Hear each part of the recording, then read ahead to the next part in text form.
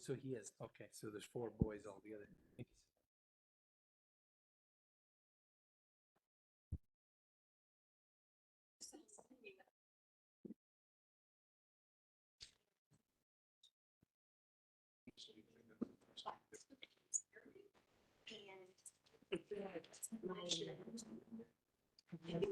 But apparently it was on now things that I live in Georgia because they were trying to send all of my packages to you.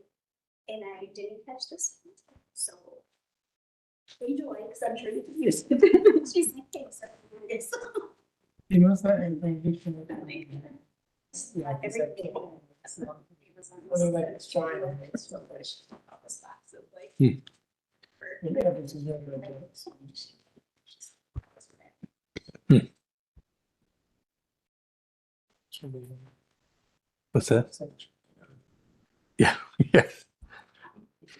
Do you want any? Oh, we didn't even start it. That's not, Yes. it's restarting. Yes. And we could go without. Yeah, I'll keep trying to work on that. David Okay. Spade. We get to report it. This is just restarting. It's gonna probably be in another 2 minutes. If Pat happens to miss it, I think he was more concerned that it would be voted down, but it's not, I don't think he's gonna be Yeah. voted on, so, yeah, Please. so I think that will be.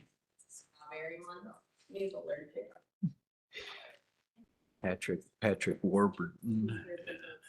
Is that? Okay, Yeah. 2,200. Jeff. okay, all right, so Signatures. 8. Yeah. I'll tell you what, Jesse, you go ahead and get 2,200.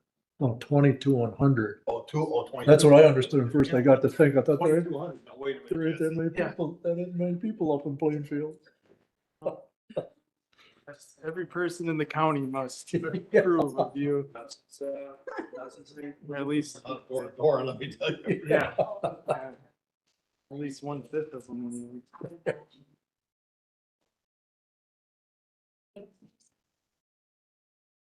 You did? Yeah. Like the legit? and Yeah. everything? What did you do? Green light, just the three quick ones. Whatever it was. Dumb. We had a costume contest. I think probably 6 people up on stage, and if you get the best costume, and like your dance moves, whatever, then whoever won, you got to go back to the ice. Pat, can you hear Oh, us? wow, good. Yeah, I can hear you. Can you hear me? Yes, sir.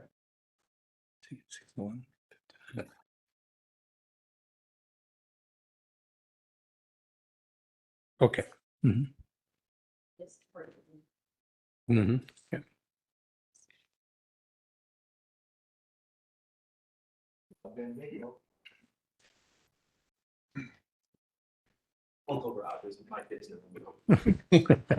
Okay, it's 6 o'clock, so we'll call the Waushara County Board of Supervisors and the 2024 budget public hearing to order. We'll start off with roll call.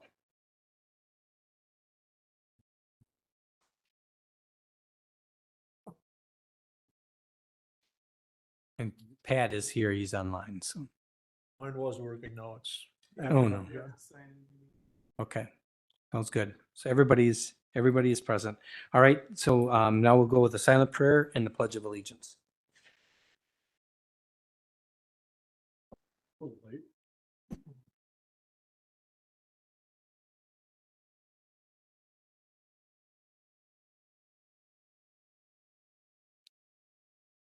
Pledge allegiance to the flag of the United States of America and to the republic for which it stands, one nation, under God, indivisible, with liberty and justice for all.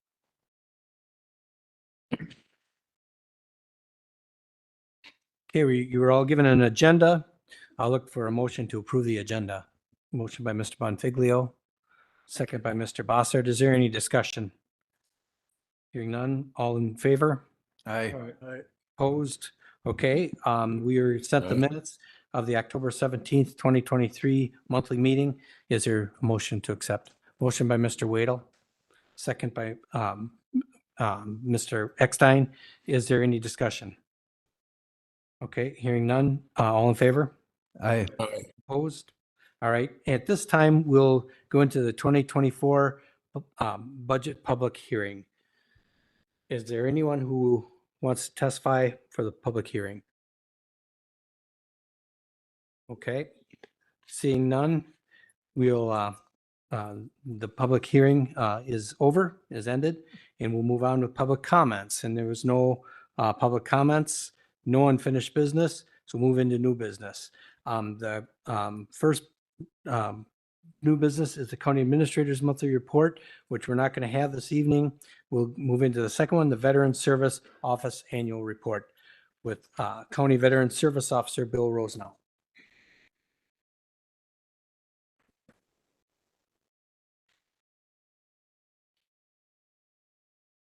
Moving right along. Let's see if I can fix that. Thank you, Beth. Yeah, right. Mr. Chair, board members, thank you for taking my report tonight. In front of you, I handed out my 2022 annual report. I'm not going to read it to you. I'm not going to bore you with the numbers. That's why I gave the handouts. I do want to highlight a couple of points here. We got the clicker.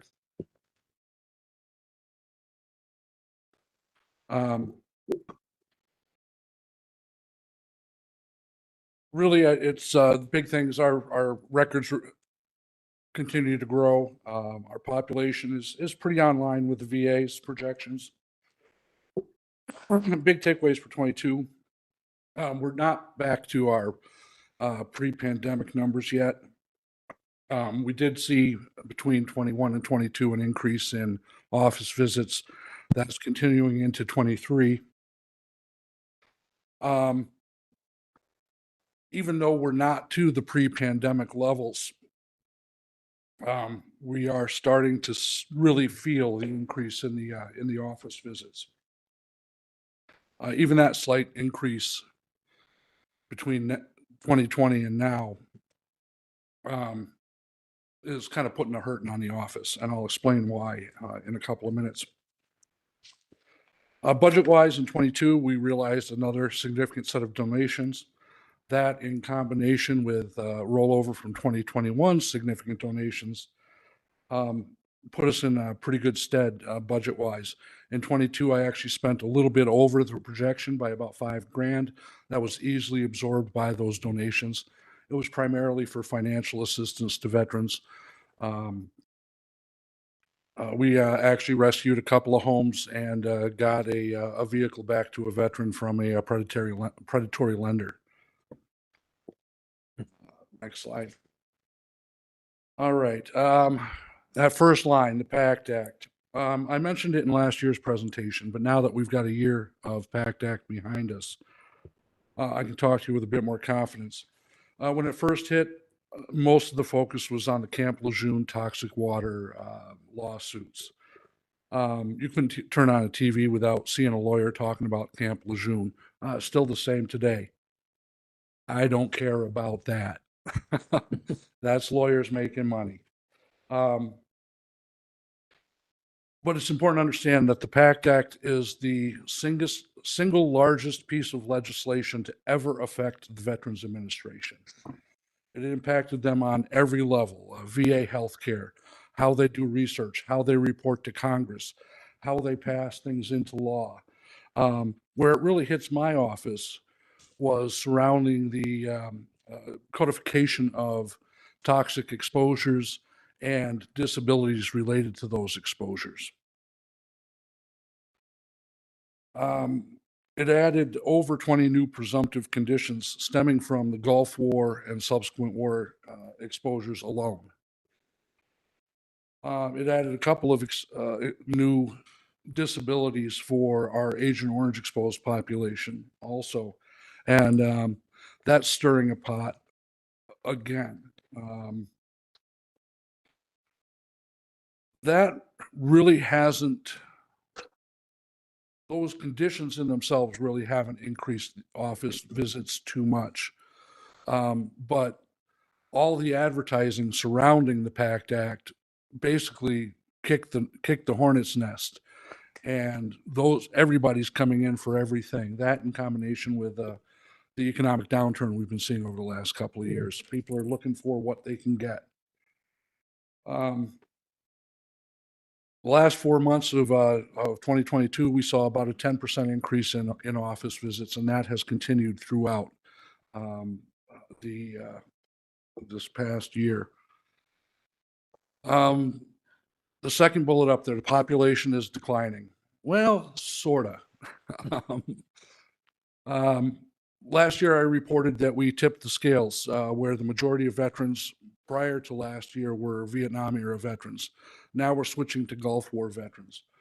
Both of them come with their own level of complexity because what we did when we moved into the Vietnam era and now into the Gulf War era is we switched from primarily physical disabilities, injuries, to exposure-related disabilities, diseases. Overall, the population of veterans nationwide is shrinking. Our Vietnam era veterans are starting to die off relatively rapidly. They're being replaced by their survivors and the claims relating that service connection to death, which again can be pretty complex. Now we're also seeing an influx of the Gulf War and subsequent war veterans. And if you haven't been watching TV, we have been at war for about 30 years now. And we've had those people putting themselves in harm's way and being exposed to a whole bunch of toxins that, I'll put it bluntly, they make Agent Orange look like candy.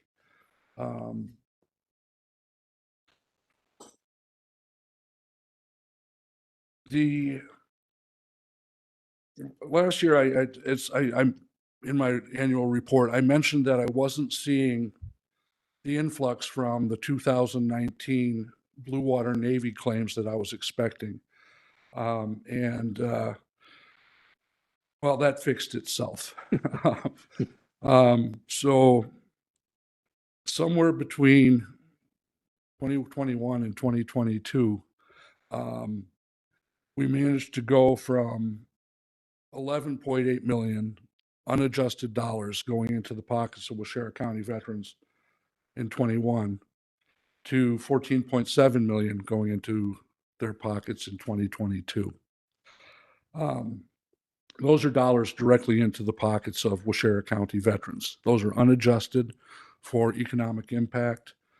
The last time I had Professor Deller look at the economic impact, we were right around 8.7 million. And the economic impact as that fluctuated or flowed through Waushara County was actually the same impact as having a Walmart in town. So I'm going to be interested to see what the 14.7 million does. Back in, I think it was 14 when I did that, my office equated to the 8th largest employer in Waushara County. Now I think I'm my office is probably a little closer to the top. Second year in a row, we realized some significant donations. We had a member of the community pass, and she left an ongoing trust for my office. And in 23, we actually saw, I'm sorry, in 22, we actually saw a supplemental grant come in, which gave us an extra 15,000. That was very welcome. The bottom one there, I'm gonna brag it up a little bit here. When we're looking at VA disability claims,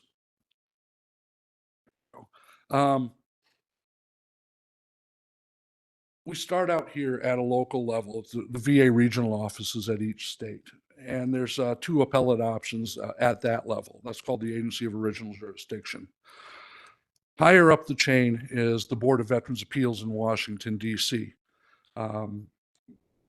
They think a little straighter than the local Agency of Original Jurisdiction. And above them is the Court of Appeals for Veterans Claims.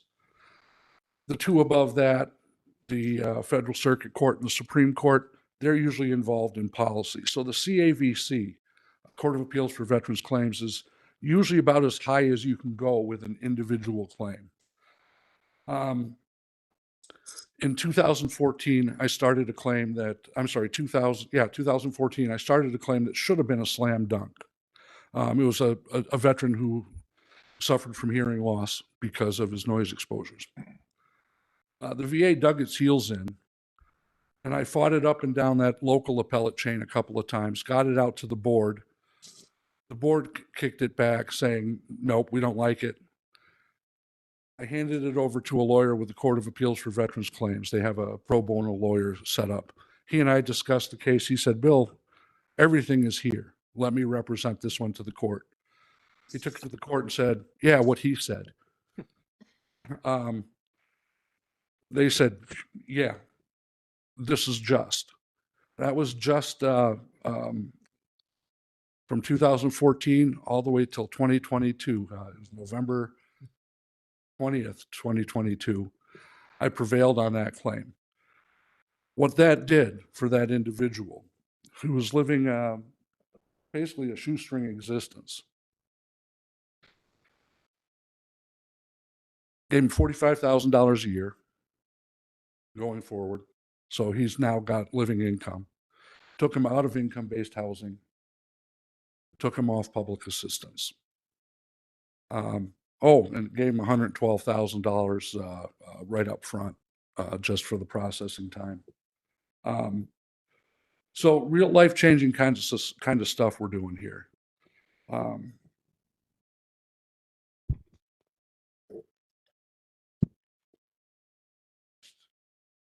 right, this year, we're looking at coming in under budget again. Over the last several years, the office's almost the entire operating budget has been actually funded through the CVSO grant. We saw that go up in 2022 from $10,000 to $11,000. Went up, is going up again next year to 13.5 based on the budget that was passed. So that's pretty much the entire meat of the office is spent out of that 13.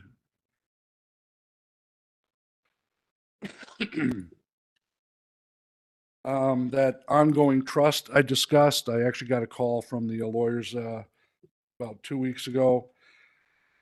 They think they're going to end up bumping the trust down to make it last longer.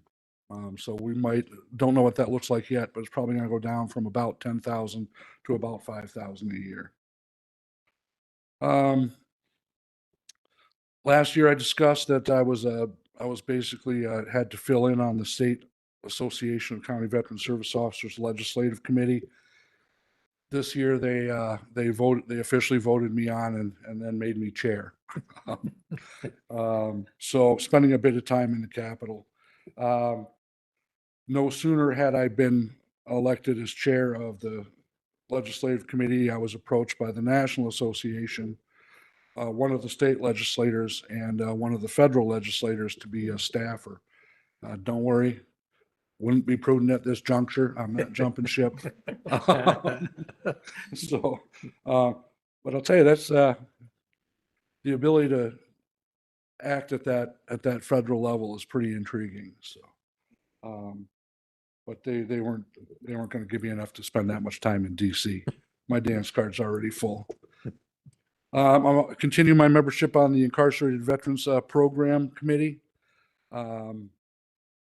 That's where the wardens or veterans representatives from each of the DOC facilities hop online. We talk about what's affecting veterans while they're incarcerated.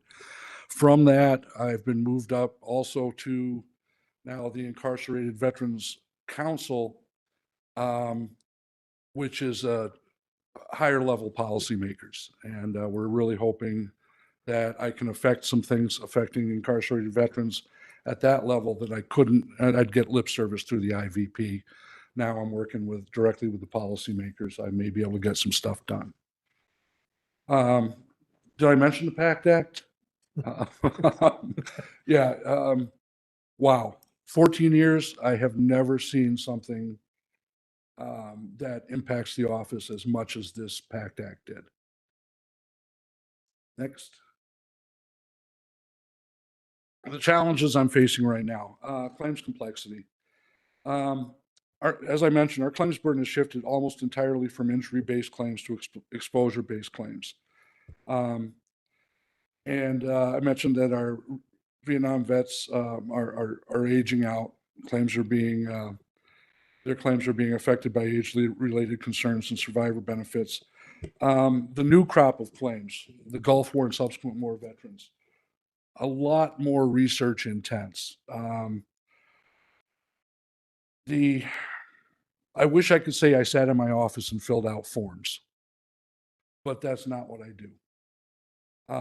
I actually research the toxins, research the health effects, research how they're related, and have to come up with a good legal argument on why I feel those exposures have led to a current disability and how disabling that disability is. Both Brian and I, we're county employees. Neither one of us are lawyers. Neither one of us are doctors. We don't have the same access to research that those legal firms and those health facilities have. We managed to make do. And if you look at the federal GDX, which is included with the annual report, we tend to make do better than a lot of counties.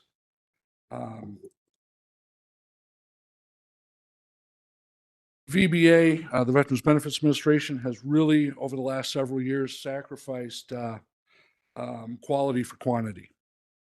And that leads to a lot of complications. Due to the Appeals Modernization Act, I'm touching the same claim 3 to 5 times in the dwell time it would have, in the pre-AMA world, I would have touched that claim once in that time period. Due to automation, some other system, we'll call them efficiencies, the dwell time between those touches has decreased. This is compounded by the fully developed claims process, where the VA actually lowered the production and the assembly of a claim down to my desk. In the before times, a veteran would come in, we would fill out forms, tell their story, tell them where the treatment was at, throw it up to the VA, they'd reach out, they'd develop, they'd gather the evidence, they'd make a decision. Now all of that is happening on my desk before it's ever even introduced to the VA. So the entire burden of development is now sitting on my desk. In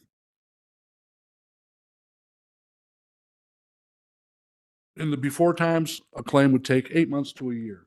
I'd tell the story, send it up. 8 months to a year later, we'd have a decision, and we would react to that decision. Now in that 8 months, I'm touching that claim 3 to 5 times. I'm going to complicate it just a little bit more for you. The VA itself has an incredible turnover of employees. Most of the people who are receiving this complex marriage of legal and medical are 6 weeks of computer training away from, do you want fries with that? First job out of college, first job out of high school. They're trained how to use a computer system, how to move paper. And then they're given this complexity and they have to make decisions. So, I mean, every time I get a decision, it's usually wrong. And I have to correct them, not only sometimes on the law, but on the process, and I have to bird dog the progress. PACT Act. Seen a pattern yet? It's great legislation, no doubt about it. But what it's done to our office is pretty incredible. Not only on the claims side, but now also on the legislative side. When the PACT Act passed on August 10th of 2022, by August 13th, I had read all 300 plus pages of it, contacted some friends out in DC and said, do you guys realize you're about to create an entire new class of Blue Water Navy veterans? Because they paid attention to the toxic exposures for the people who are on the ground and in the airspaces above, but not one word in the law mentioned the adjacent bodies of water. So got that fixed through policy real quick. It's starting to reflect in law. But I did just see something come across the Federal Register last week that makes me question what the VA is trying to get away with. They just added some delimiting dates to some rare respiratory cancers that will really limit who can claim those cancers. I don't think that was a piece of the original law. So I got to research that and get on them a little bit. Digitizing records. Last year, I reported that I wasn't sure how I was going to make it happen. Well, it's going to happen in December, and it's already paid for. So very happy about that. That's going to come with its own little set of challenges, though. I may be making a mountain out of a molehill, but I'd rather be standing on top of that mountain and walking down to a molehill than trying to dig my way up. So where we're going, I already talked about the increased complexity of the claims in the process. I really want to stress that the declining veterans population is not a declining workload. In fact, quite the opposite. When we move into the new building, I'm going to be sharing space with the Department of Aging and sharing front office staff, which hopefully will allow my assistant to really concentrate on claims load and help me get back to the surface because right now I'm drowning. Just looking forward, my prediction is the next big things that are going to hit the VA are PFAS and AFFF. Nobody in the military, well, pretty much everybody in the military has been through some form of firefighting training and been exposed to aqueous firefighting foam, which contains PFAS. Next. I already mentioned we're digitizing the files next month. Shared front house. If things in 24, if those things don't assist in 24, I may really be looking at sacrificing quality for quantity. Right now, I will be blunt. I'm one of the best CVSOs in the nation, and I'm recognized as such. When I do a claim, I'm going to win that claim. I may have to go back to the olden times where I'm shuffling paper just to get enough people through. Right now, when it comes to claims work, I'm actually working on July. If the same continues, something's got to give. I'm kind of hopeful that the changes coming up will assist in that. Next slide. 22 was not by any means a stellar production year. We're still only hitting about half the numbers of people coming in that we saw pre-pandemic. But what's going out from that is a lot more effective. Let's put it that way. I already mentioned there was a 24% increase in compensation between 21 and 22. Still digging into why that was, but anecdotally, I would think the only thing that can affect that without a huge spike in the population would be an increase in disability levels. And since our population hasn't turned over, I think that's really stemming from the work that the office is doing with disability claims. Already mentioned that. I mentioned the PACT Act. Yeah, we're juggling a lot of stuff. I see myself dropping balls. I'm able to catch them on the rebound. But if I keep dropping them, it's eventually one of them's not going to bounce back up. I'll keep you guys in the loop on that and where I feel that we're heading. But I'm honestly, I'm starting to feel a little outpaced by the job. So, and we'll chat about that more if needs be. I do appreciate that. Any questions for me? I know I took a bit more than I should have, but I really want to give you guys where I'm at. So, oh, if you notice the green lights out front, was that 2 years ago they started that?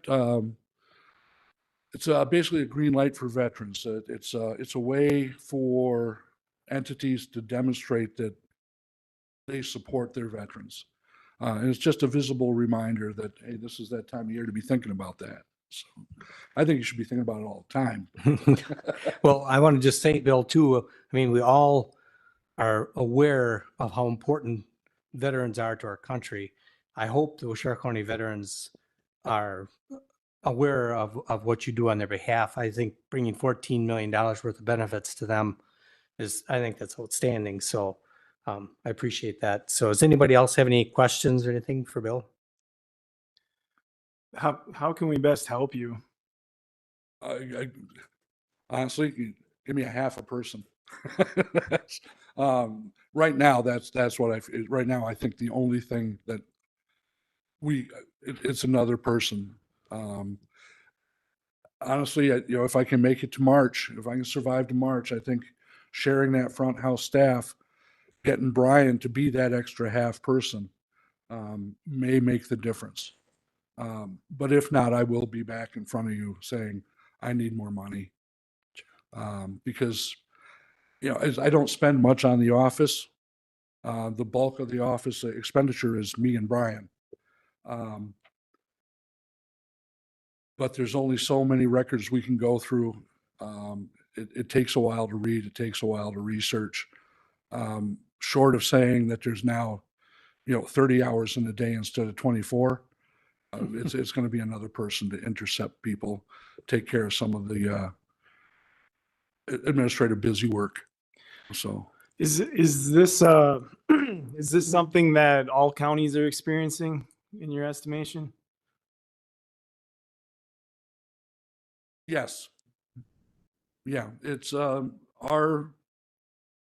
veterans services community is really easy to overlook because nobody really knows what we do. It's hard to account for because it's not dollars going directly into county coffers. It's really easy to say 14 point here's from the federal government by zip code. This is how much money you got going to here's the population by the census. It's really easy to see that, but how that affects the county, how that affects the individual, the intrinsic value it adds to that veteran's physical and mental well-being, the access to the health care that you can now take off of Medicaid dollars at the state level, all kinds of good stuff. But they say, oh, veterans, they're good. We're a small department. We're easy to overlook. I could easily employ one person full-time just accounting for dead people and their memorial benefits. I could easily employ a person full-time going out to nursing homes and looking for veterans and the survivors of veterans who are eligible for pension benefits based on their income. I can't do that right now because I can't afford more business. I know that there's a need out there, and we can be taking some people off the state dime and putting them on a federal dime, getting them health care at federal facilities. But there's only two of us. All right. Yeah. Yeah, we got to talk, you Okay. and I. You bet. Okay. Good enough. I appreciate the questions. Thank you, Bill. Very good report. Thank you. Okay, our next report will be Child Support Office Annual Report with the Director, Kim Stebbins.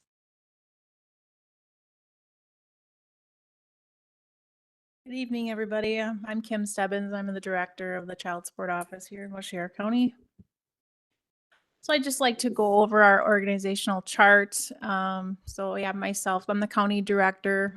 So Ruth Zowski is our Corporation Counsel. While she's not under my department, she's a very important role. She's our legal counsel that helps file our documents and goes to court with us. So I always include her. So I have three child support specialists, Pam Cromry, Michelle Bina, and Susan Barth. like to put faces to the names. So from left to right, I have Michelle Bina. She's been with the county 10 years, I think, going on 11. In the middle there is Pam Cromry. She's a 30+ year employee.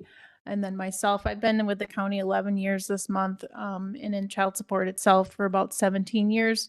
And on the right is Sue Barth. She has been in my office, I think, since 2019. She transferred from the clerk of court's office, so she has been with the county for many years.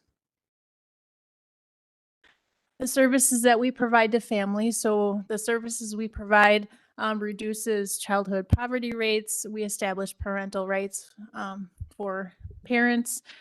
We ensure that children have access to health care, and we promote the involvement of both parents in the lives of their children.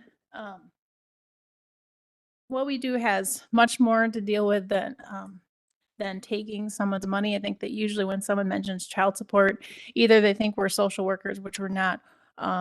They confuse us with child protective services, or somebody has a story about, well, they're taking my money. Well, we do so much more than that. So we establish paternity, which is legal fatherhood.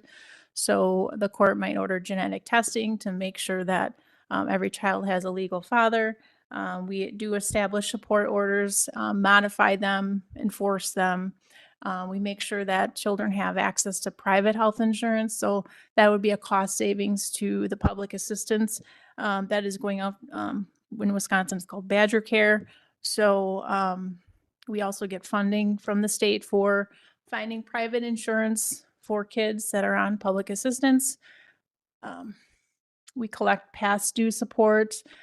We also do employment referrals for families and participants, both. There are employment programs for both mom and dad, but primarily we'll refer somebody if they have a support order to see if they can get help with finding job skills or whatever their barriers might be. And then we have coordination with other social service programs. We are like the first line when we meet with people. We can also alert the court if there's domestic violence in the family, so the court's aware. And right now, the standard is more shared placement of families. That has shifted over the years. It used to be, well, if kids live with mom, that has changed. The standard for the courts is shared placement, and then there needs to be a reason why, logistically or any other reason why there shouldn't be a shared placement situation. So how we connect to families, we primarily get our referrals from the public assistance program. So if children are on Badger Care, Food Share, child care assistance, we get those referrals.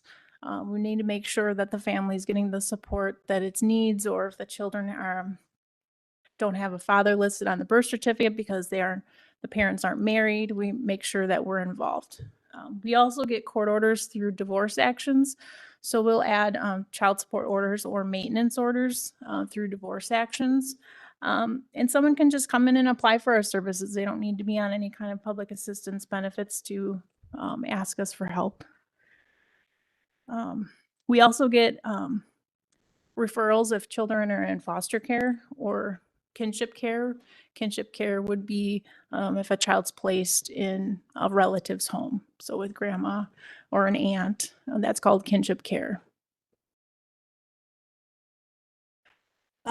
Increased funding efforts. So over the past year, we have been successful at getting funding increases. This last governor's budget, the Child Support Enforcement Association pushed for ask of $5 million increase in the general purpose revenue funds.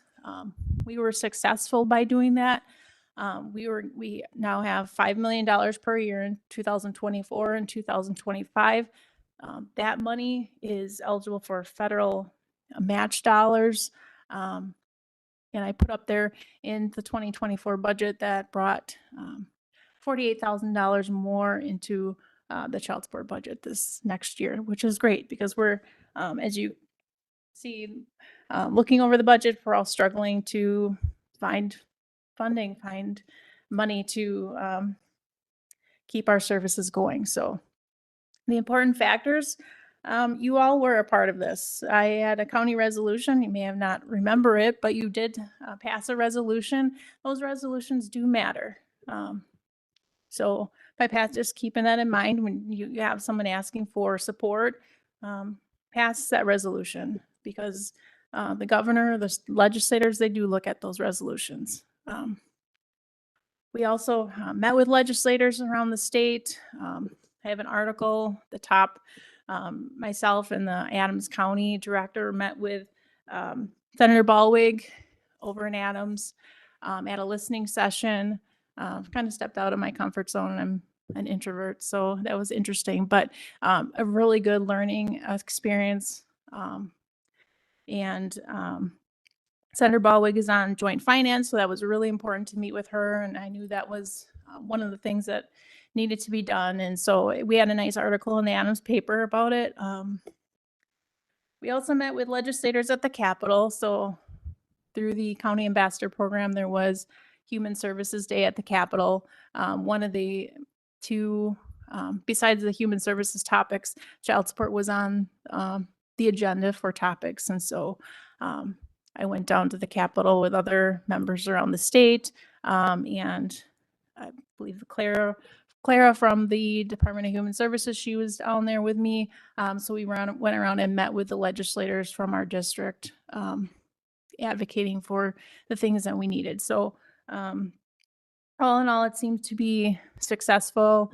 I didn't attend there was testimony around the state in front of Joint Finance the day that I was at the Capitol. They were in Wisconsin Dells, I believe, testifying in front of Joint Finance, so I was not able to do that. But that was also a very important thing that was a factor in the governor's budget, keeping that $5 million per year increase.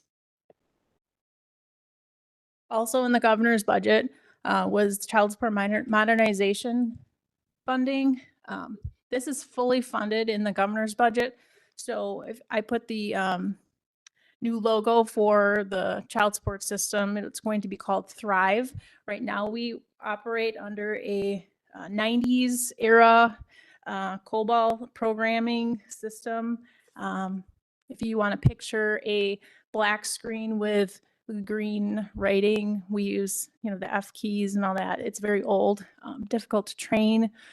So this will be a new, it's in development stages, but web-based program. So it'll be very easy for training and upkeep and all the bells and whistles. So very glad to see that the governor kept that in his budget as well.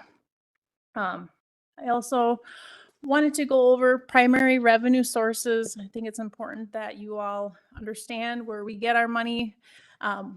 We get performance-based incentives. Those are federal incentives based on the overall state's performance. So we have performance measures that we need to performance standards. And so if we reach those, that's the funding that we get per year on the federal level. Those are not eligible for federal match dollars. Second is that general purpose revenue that I just mentioned that we asked the state to help increase. That's state funding. So that state funding is eligible for the 66% federal match dollars. And then we also get any expenditures that we have, we get 66% reimbursement. So if you were saying, hey, I'm going to submit $1,000 to the state, I would get back $660 back. So then it would only be $340 for if you needed to have out of the 1,000. So I mean, I would say a really good grant from the federal government on our expenditures. Other sources of revenue, medical support liability incentive or birth cost recovery. Those are not eligible for federal match dollars. They used to be. That was also one of the reasons why we needed the increased funding from the state, is because we lost that federal match. Birth cost recovery is kind of going away. based on new policies that have been put in place. We can't collect birthing costs. That goes back to the state. That would be costs that the state paid for through Badger Care for a child's birth. And so a father used to have to, in most cases, have to pay a portion of that back to the state. And that's kind of no longer happening the majority of the time. We also get medical support, general purpose revenue for us adding children to private health insurance. I touched on that earlier.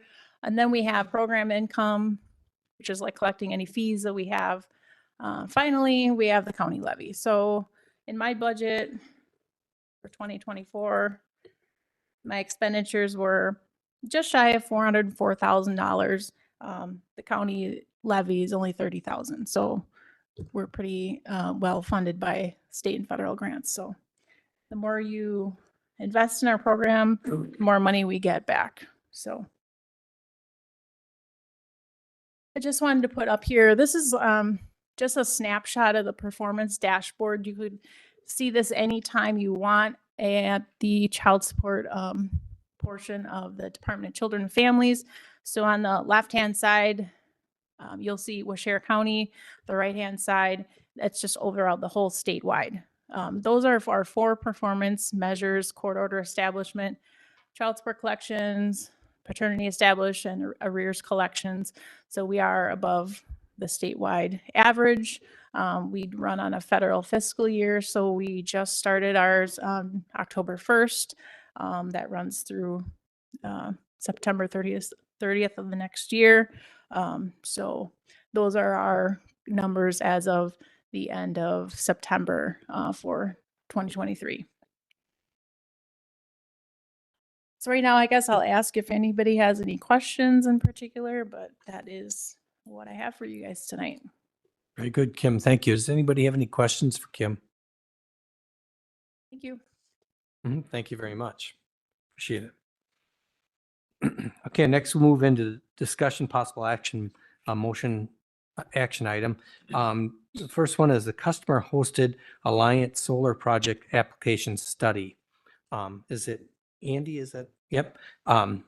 Okay. And what's happened is Andy's the Alliant is looking at possibly putting a solar field at the new highway shop, and it's gone to Public Works, and they are wanted to bring it to us, so we are all apprised of it, and then just kind of get a feel for how the county board would feel about something like this. It's not at a point where it would be a done deal yet, but I can let Andy talk a little bit more about that. So, yeah, go ahead. Thanks for having me. Mhm. But you didn't think I would be up here so soon again, talking about solar.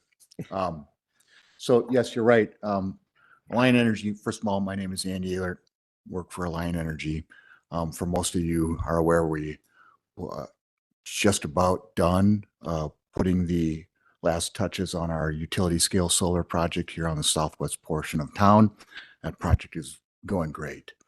I called Todd Waller, I don't know, maybe about a year ago, and I said, look, we've got another program that I really like to have Washare County think about. I've got a number of customers. I actually run the customer hosted solar program for Alliant Energy. It's a very popular program. We have about 20 megawatts in a pilot program that are filling up pretty quick. Once we move from a pilot program to a full program, some things will change, but the pilot program right now provides very, very healthy lease payments. So I wanted to talk to Todd Waller about this a while ago. And I said to Todd, I said, look, and Michelle as well, I said, look, do you guys have any available land that we could site a small solar project on? Now, keep in mind, when you talk about this, there's 2 different types of solar you can do. One is behind the meter and one is in front of the meter. And what we're offering is basically in front of the meter, in which it doesn't get the electric utility bill for Washare County or the meter to spin backwards or slow down on a sunny day. Okay, this is very similar to what we've done in the past, in which you've got our solar, we build it, we own it, we operate it, but we are doing that on land, on county land for a lease payment. Okay, the lease payment is over the course of 20 years. And as you can see on the very first page of the proposal, the lease payment on an annual basis would be $47,779 per year, times 20 years. There are 3 5-year extensions. So basically, once again, the solar facility on 6 acres, which would be adjacent to the county highway's new building, would be operated and owned by us on leased land. It's that simple of a model. When you look at the first page here, there's a couple of very interesting items. Of course, when you talk about this power that would be created from the solar facility, it will go straight on into the distribution grid. Okay. On a sunny day, it would be powering about 312, 313 Watoma homes or Washera County homes. So power is directly connected to our distribution network. Once again, the lease payment would be about about $48,000 per year. That's fixed. So this lease payment is based on a couple of different numbers. Cost of new entry, which is a MISO generated dollar or cost. And then also the accredited capacity of solar right now, which is 38.75%. So Alliant Energy, we talked to the highway department. They seemed amenable to it. They told us about the 6-acre piece of land that we could site our solar facility on. So when you look at this program right now, in order to make this project go, we do a couple of screens and a couple of studies internal at our company. The first one we've already done. So that's basically you look at the constructability, the local receptors in the area, how far we are from our distribution grid, the topography, whether or not we have to move a lot of soil. And we basically did that. We screened the project and we got a thumbs up. So our management looks at it and says, yep, that's a good project. So we are now at the point where we are interested in taking step number 2, which is to do a longer study. It takes about 7 months and it costs a fair amount of money, internal dollars. Now, these are dollars that are not, the county doesn't pay for any of this. This is all cost on our side. But the next step, which is a 7-month process, will probably cost us in the neighborhood of about $38,000, which is not terrible, but it gets to the point at this point where we have to make a decision with our customers. And as a customer, you're no different than the other customers I'm working with. We get to the point now where we have to say, are you still interested in this project? And if so, we'll jump into that 7-month distribution engineering study where we look at the cost that it will cost our company to take the power from the solar facility across town over to our Watoma substation. There's a certain expense for that. And once we're done with that study, we will know whether or not we've got a project or not. And we'll turn around and talk to Washera County. If the costs are good and they are within our metric, we will work to sign a lease with the county. So we're not there yet. The whole reason I'm up here talking to you at this time is just to get a thumbs up or a green light that this project is something that the county would consider. And once again, there's no obligation right now at this point. When you're done with when we sign the lease, that's of course when we would be in a full agreement. So at this point, all we are looking for is just concurrence with the county as to, hey, go ahead and move forward with your internal studying. And once again, at the end of 7 months, we will know whether or not we've got a viable project. Okay. Yeah, Melissa, if you would like to add some things, and then you guys think of questions or comments or concerns that you would have too that you could bring to Andy.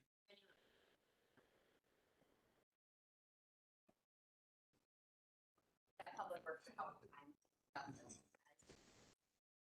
And it sort of came to the decision at the committee meeting that they didn't want to make that decision. They wanted the whole board to be able to have this discussion and thought. And really where we're at is if we say, yes, they're gonna study it and then come back with, a proposal, which could take up to 7 months, but we don't want them to spend that time if we're in the, we don't think we wanna take up 6 acres. And so it was kind of decided to bring it. And Everett, if you wanna jump in or anybody, so, or if you, Brian's here, but that's sort of why it's coming to the board of, do you want them to move forward with the study, or are we saying not right now? What I have is, once that property is taken out of the hands of the highway department, it's obviously never going to be able to be used for anything. And if we ever need it, it's gone. And I know it's only 6 acres, but I'm looking, everybody says to look to the future. And I really hate to lose that. That's I just would, my opinion. yeah, and it's a very good point. And I would have to say for the county, if there is something, some project, some building, some plan that anybody can foresee for that 6 acres, I would say we don't have a project. And even if there's a potential, a lot of our customers are looking at a piece of land, or sometimes they even look at the roof. That's another opportunity to explore. But some customers are looking at land saying, we don't have any plans to build a building here. So go ahead and put it in. And once again, the lease is for a minimum of 20 years with 3 5-year extensions. And of course, if it got to the point after 20 years that suddenly the county's looking and going, that we would like to actually look at doing something different with that land, we could have that conversation. We would like to extend it to 35 years. Those solar panels will probably have 85% efficiency left in them at 35 years. So we could, there's also other options to repower it, and there would be a better lease payment at that point. So there's a lot of things. But once again, yes, if the 6 acres could possibly be slated, then we understand. I think too, Andy, didn't you mention at Public Works that there, even if it was within the 20 years, there is a way to get out of it. We would just have to pay for part of what you've invested. Is Yeah, that we've correct? had a couple of customers come to us and ask that question, and it's pretty expensive. Okay. It wouldn't be something we'd want to do. Yeah. Okay. It has a little bit to do with the revenue that we would be generating or Mhm. the lost revenue we would be generating off the solar. Sure. So yeah, there's a possibility. It's Yeah, just- I thought I remembered you saying that anyway. So is there any It other? It would benefit everybody to get to the 20 years. Yes, And then yep. make a case. Yep. Mr. Chair, Yes. the current highway shop where it's located has been there for about 50 years. And now we're adding to that site. Do you think we're really going to need those 6 acres in the next 20 years? And do you think that the citizens of Washura County are even interested in spending more money on land when we just built a $30 million highway shop? That's my question. So there's, just so everybody's clear, all of the expenses for this project are on us, on Alliant Energy. There's no cost at all to the county. It's as simple as we build, own, and operate it at our cost, and we provide a lease payment. So I just wanted to make sure everybody understands that there's no out of pocket. I think Pat was meaning for building another building Oh, instead of I'm buying sorry. land. I think that's what Okay, he's saying, but yeah. yeah. Mr. Kirschner, you got it. Oh, Mr. Mark. Yeah. Correct me if I'm wrong, but Brian, I think right now you're storing material on that land, am I correct? So currently there's topsoil being stored there just from the construction of the building. During public work, so you do have an investment in there. You have 6 acres that you paid $60,000 for. So there's 1.5 years of rent. That pile of dirt needs to be moved. We still haven't had a discussion about that hole. I've gotten two answers. The last time you guys asked at Public Works about who fills that hole in, first I was told it was us, then I was told it was them. So there's probably $40,000 to $60,000 worth of grading out there to do. So there is an investment on your side. So everybody understands that. Okay. There's a big hole that's been there from the glacier days, and it's been slowly filled in, but it still needs to be filled in the rest of the way for them to put their array out there. Would you have anything else to material that you would put out there? You know, I mean, so you're asking me to see into the future? Yeah. So in the last 8 years, we've added 9 townships. I have 2 more that want to come on. The only thing that's holding us back right now is workforce, labor. So, yeah, we're growing yet. And that's the reason we outgrew the last building and why you guys were gracious enough to give us this one. So, can I tell you that I'm gonna have stuff there piled up in 30 days? No, I can't tell you that. But that hole will eventually get filled up in time as we have waste material and we put it in there. You know, it'll get that site leveled off and usable for us. But yeah, there's probably $40,000 to $60,000 worth of additional grading that needs to be done out there. Okay. So is there any other questions for either Andy or Brian? Sorry, Brian, couldn't think of your first name. Yeah. I keep calling people last names again. I've got a short question. In your presentation that you gave us, and you stated it in your presentation today, the lease payments are subject to change going from pilot to full. So tell me what that means. So one hand, you're At the moment that you sign a lease, it's fixed. So it won't change once you've signed a lease. But Alliant Energy is evaluating a different business model for the new leases, or the new lease structure, I should say, once it becomes a full program. We'll probably look at more of a per acre basis rather than a lease that's based on cone and MISO accredited capacity. And I think the per acre lease will probably look very similar to what we are providing to landowners on our utility scale solar projects. So if it's a signed lease, that number is fixed then. Yeah. Yep. Okay. Yeah.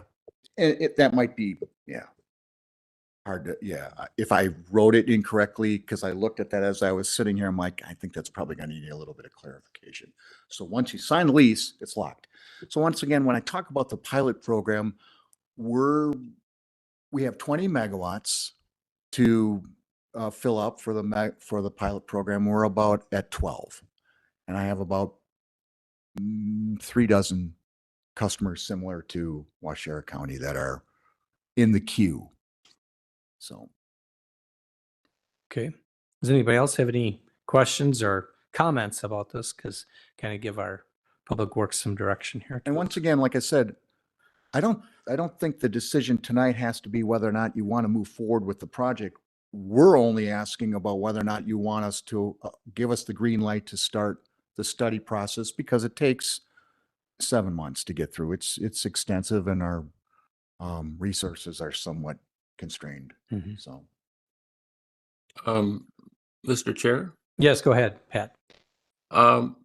we just had 2 people give us talks about how they need additional funds, maybe additional employees. And we have an opportunity of getting almost $48,000 a year in additional funds for the county. I don't think we should walk away from that. And all he's asking is for a study. So that's how I feel. Okay. Thank you. Anybody else? Any comments?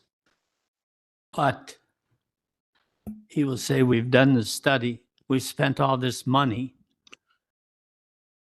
Now we would like to continue with it. I really don't want to lose that land.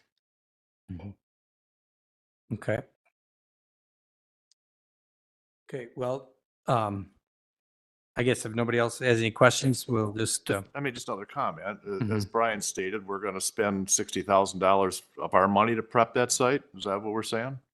To fill the hole in? Well, between that and removing the blast of the black dirt, now I guess I don't know, I guess that's up, get an answer from him is, last time we talked about this at Public Works, the question was asked, who does that? Right. And I Right. got two answers from you. One was we'll take care of it, and one was you take care of it. So I guess I don't. Ultimately, when we cite a solar site, it would be great if the site was quote unquote solar ready. And by that, I mean not full of debris, not with holes, not with soil piles from other construction, that it would be practically almost agricultural in a way. So flat.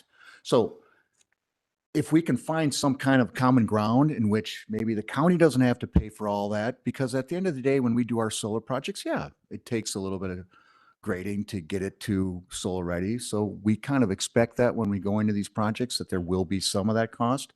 It would be great if there would be some common ground. About 60 grand. Right, so that'll cost us 1.5 year lease payment, basically is what that is. So now we're down to 18.5 year lease instead of a 20-year lease, Mhm. right?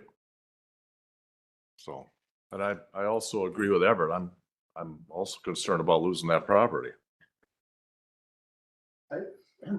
John, I Yep. think really what we're after is not to have them to go and spend all this money. Right. And we already know that maybe we don't want them to do this. Right. Right. And that was the point of having it. Yep. Mhm. Alliant some money. Yeah. You know, Mhm. Yeah, and that's definitely appreciated.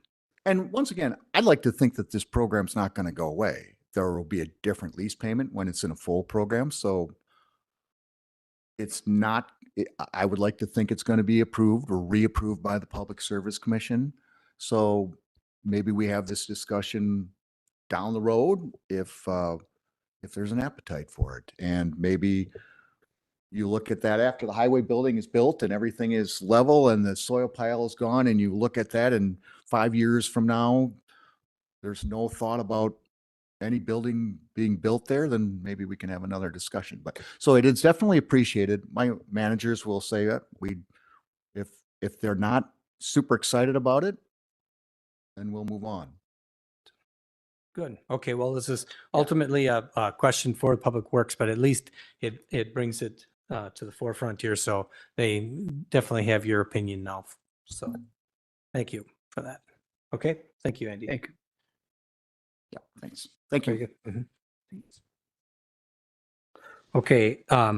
The second discussion item is the WPPA Sheriff's Union contract for January 1st, 2024 through December 31st, 2025. Is there a motion for approval? Motion to approve by Mr. Piaski, second by Mr. Bonfiglio. Is there any discussion? Okay, hearing none, then go ahead and proceed to vote.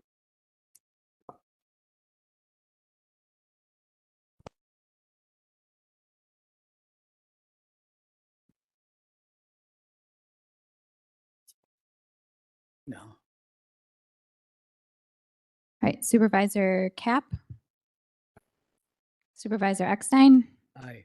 and Supervisor King. Yes. Okay, and the union contract passes. Part C, consideration possible action on the following resolutions and ordinances. Resolution number 19-11-23, capital improvements plan 2024 through 2028. Is there a motion to approve? Motion by Mr. Bonfiglio, second by Mr. Eckstein. Do we have any discussion? Okay, hearing none, we'll proceed to vote.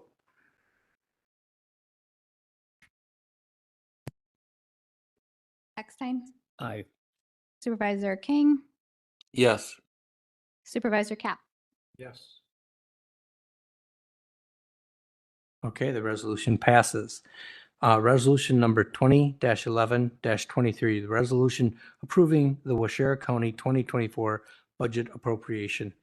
Is there a motion to approve? Motion by Mr. Bonfiglio, second by Mr. Bossard. Is there any discussion? Okay, not hearing any discussion. We'll proceed to vote. Supervisor King, Yes. Supervisor Cap, Supervisor Eckstein, Aye. Okay, the budget passes. Resolution number 21-11-23, the resolution authorizing transfer of funds from Human Services budget to Aging and Disability Resource Center budget for Alzheimer's Family and Caregiver Support Program. Is there a motion to approve? Motion by Mr. Peterson, second by Mr. Eckstein. Is there any discussion? Okay, hearing none, proceed to vote on this. Supervisor Cap, Yes. Supervisor Eckstein, Aye. Supervisor King. Yes. Okay, very good. The resolution passes. All right, we're down to the board suggestions for future agenda items. Is there any suggestions? Mr. Chair, Yes. am I to take it, since I'm not there, I can't really sense the mood of the other supervisors, but am I alone and is there no possibility that we can take a vote on the Alliant Energy study? I don't know, can we go back and do that? Yes, we could, Pat. I suppose it was brought up just as a discussion item. That's what we we're going to do, but it is under the action items too. So would you like to make that motion? I'd like to make the motion that we go ahead with their study. Okay. Okay.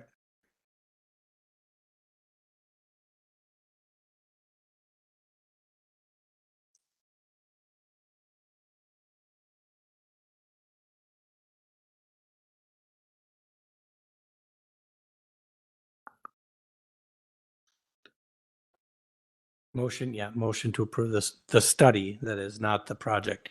So, okay, so there's a motion. Is there a second on that motion? I'll second the motion. Second by Mr. Wadle. Okay, is there any discussion? Okay, hearing none, we'll proceed to vote on that.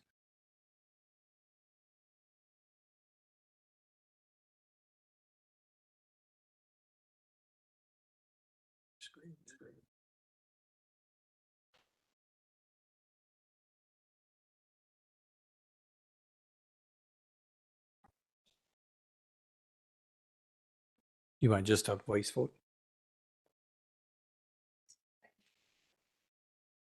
Second by Mr. Wadle. Mhm. Oh, okay. So Bonfiglio. Yes. Piaski, Yes. Peterson, No. Cap, Yes. Eckstein, No. Jarvis, Yes. Bosshard, Yes. King, Yes. Wadle, Yes. Urban, No. Kirschner. No. So I have 4 no's. For no, so the motion passes then. So we voted to go ahead with the study.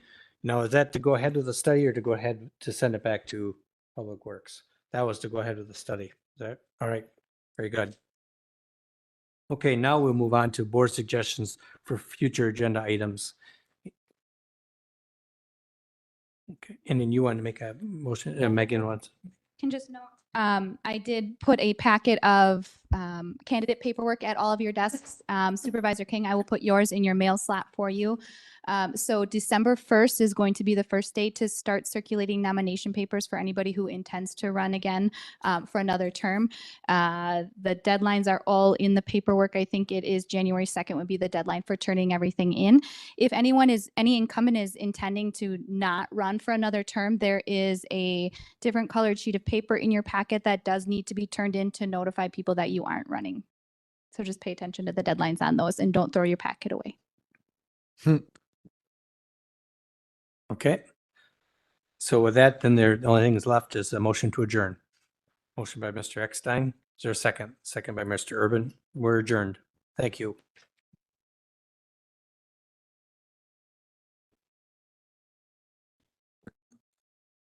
Sorry, Fry Mark. So we're having too much land for its. I think whenever I talk to you.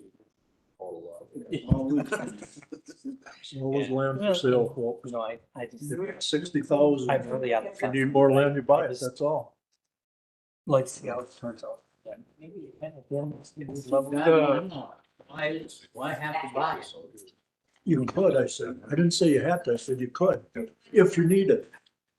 You look at all the materials they